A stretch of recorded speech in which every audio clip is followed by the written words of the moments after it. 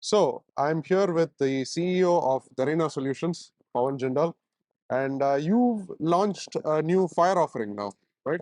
Uh, yeah, so it's not new. It's been a while, like part of our MeldRx product. But yeah, it's basically a fire servers that and we have a lot of like solutions around it. Yeah. Got it. So who is the fire server really for? So Darena Solution as a company and the product as we launched our fire server was primarily initially targeted towards the regulatory space. So today we are one of the largest number of fire APIs for the EHRs for meeting their regulatory requirement. But the purpose of the product we have right now, MeldRx, it's for anyone that is looking to solve a problem in healthcare using healthcare data. And we are seeing this can be a developer obviously, but it can be a physician, it can be a patient, it can be an organization trying to do some research using some of the latest fire standards. So our target user, anyone is that that has an idea and basically is not like we want to make sure is like they're not stuck with the fact of how do I get started and kind of having to move them fast. Got it. Got it. So we've been talking to a lot of other fire server implementations. So what do you think is unique about your fire offering? Yeah, so it's if you want to talk just as a fire, right, is like that what is it? So basically, I mean, we are not trying to be like the firest of all, right? I mean, that's not the goal. It's the fire is or a fire server is basically a means to the end. But the way we are trying to position this is like I like to divide it into two categories, right? Okay, we have adopted fire, we believe in the power of fire. So what we are trying to do is few things around fire that make us unique is that we have a solution which is gets you the fastest way to start using fire. Like you can go to our website right now, click a couple of buttons, in a matter of seconds you have a sandbox that is basically ready to write capabilities and everything that you would know. That's the same sandbox that is used by hundreds of our providers. But then you have the fire server. How do you get to the next step? So like we have a very good developer portal, very like user friendly. In a matter of 15 minutes, you can actually go and run all the Inferno tests. Like so, basically any smart on fire workflow you want to run it, you can really easily execute it. And there's a video out there that where we show it.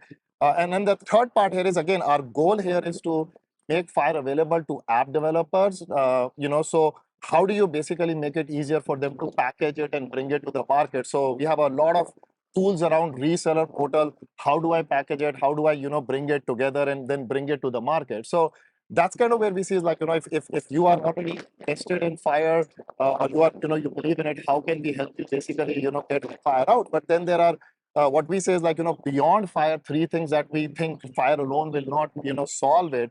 And the first one is kind of which is built around like bring your own data. So we don't call them fire servers, we call them workspaces. And basically what workspaces are, they are fire server out of the box, but then you can basically import data from CCDA, from V2s.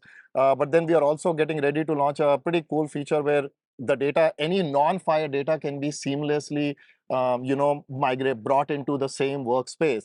And then we have two specific use case again, which we are building the use cases, on is like, one is basically consumer mediated exchange. So, we give you a workspace, we give you a fire server, but there is already so many fire servers out there from payers, from providers. We have built a lot of work to get data from those fire servers into like the app or the backend that you're making. And then last but definitely not the least, something that we talked a lot about here and have been talking about is like we have a concept of a linking a fire server. So if you basically you already have an EHR like Epic or Cerner, and you want to just have some other capabilities, we actually have a fire server that can link to an existing fire server and then provide federated queries and like a lot of scenarios to just meld the data together and bring it to your app. So trying to not trying to say basically unique as just as a fire server, but like unique as a backend solution, as fire as a backend service to say what we can meet the requirements for. Got it. Got it. I think this is definitely unique, and no other provider links to an existing fire implementation like Epic or Cerner. Absolutely, and that's kind of what we have been having a lot of interesting discussions about here is, and it's not just the EHR. Other organizations around the countries, I have a current fire server, but there are some restrictions or we are using it for a purpose, and then we want to expand it to something else, and we can easily build those scenarios. That's something that we have a like there's nothing out there like that. Got it. Got it. So, for people who are interested in your product, like how do you price your service? So to get started, it's all free, and there is a forever free version. So again, go to our website, just sign it up, and you can basically get started.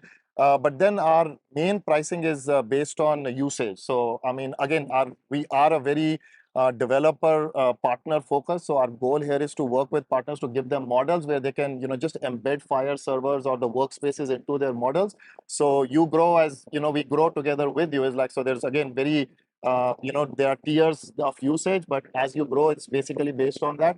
And then we do have enterprise plans where you can really on high usage it can become really low. And last, but like one of the options that we are also working on with some of the clients is if you do want an on-premise or a private hosting option, we do that. Most of the time, the clients we are working with, the managed hosting, the way we have it is they prefer that a lot because of convenience, but we absolutely can support those scenarios for pretty large volumes or implementations. Got it. So I'll put a link to the website down below. You can check this out. So I have a more interesting question for you. Do you think FHIR APIs eventually will be the de facto way to build, and will it replace EHRs? So it's an interesting question, and you know what we've been working especially in the US here since the meaningful use time, and many people have forgotten, like before meaningful use it used to be not called EHR, it used to be called EMR.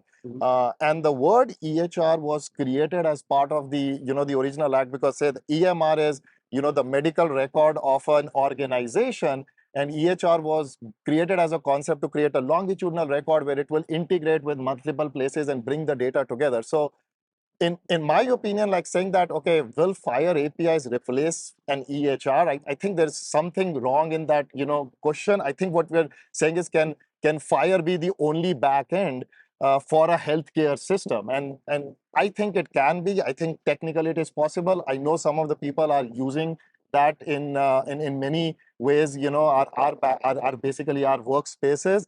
But I will just say is like, okay, based on our experience, and we say this because we have built an EHR in the past that we sold, and we work with like hundreds of EHRs in different places. We need to go back to is like, what is the problem we are trying to solve? Is there a problem with the current EHRs that you're trying to build? Is there a very specific needs for there? So can it be done? I mean, absolutely. I mean, is it being done and tried? I think so it is. What we are really focusing on is, we think is that we are creating an alternate source of truth of the data, which can basically solve problems that the EHR might not be able to solve today.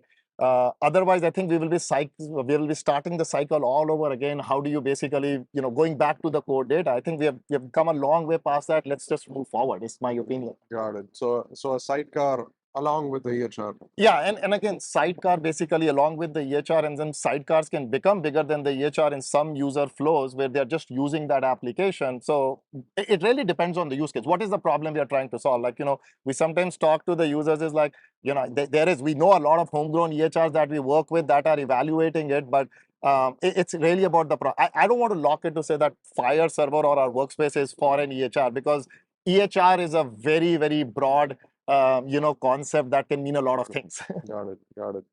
Okay. So any mentionable implementations that you want to talk about? um, it's difficult to pinpoint one, because we love all our clients, but I always say something that we are really proud of is we were the first to get certified in US 2 years ahead of the second one. So we really adopted FHIR as and building an entire plan around it. And we feel very proud, like we have had that time to work with many of these EHRs and app developers to kind of understand how can you really use FHIR, not trying to again just go and implement every FHIR specification, but like, what are the use cases? What does it really mean to implement it for an EHR? So I would say, just as like, I think that our partnership with the EHRs gives us that experience, gives that like a lot of like ability to understand how people are using it today for. Um, other one that I would like to just say is like, the usage that we are really seeing right now, and it's increasing very rapidly, is about usage in the research side. We have a couple of groups that are using it for clinical trials, and that's why we are putting a lot of effort into consumer-mediated exchange, because there are all these FHIR servers already out there. Let's just start using that data rather than trying to go in there. So we have a couple of implementations. There will be, like, I think we'll be doing a case study very soon, where we are now seeing the power of that data coming together, and something we are very excited about, the just the future and the growth of it. Excellent. So anything else you want the viewers to know about or check out about Darena Solutions? Um, I'll say again, it's we are at the FHIR Dev Days, and it's amazing every time you come in here and you see the FHIR community, the way it is growing. Is like, uh, FHIR has really lowered the bar for entry into healthcare. If you are a developer or you are a patient, you have a great idea. There's not a better time to get into healthcare. We say our workspace is a canvas. You have a great idea. Just come try it. Healthcare can use a lot of innovation, and the bar has never been lower. So I'll just say is like, check out our videos. Please challenge us on other scenarios that you don't think we are still solving. Our goal here is not to, kind of be the best of the FHIR. Its goal is to say, what is the problems we can solve? And we do believe in the power of FHIR to address a lot of those problems. Got it. Thank you, Pawan. And this is Pawan Jindal from Darena Solutions. You check out the description for their website and to learn more about them. Thank you so much. Thank you.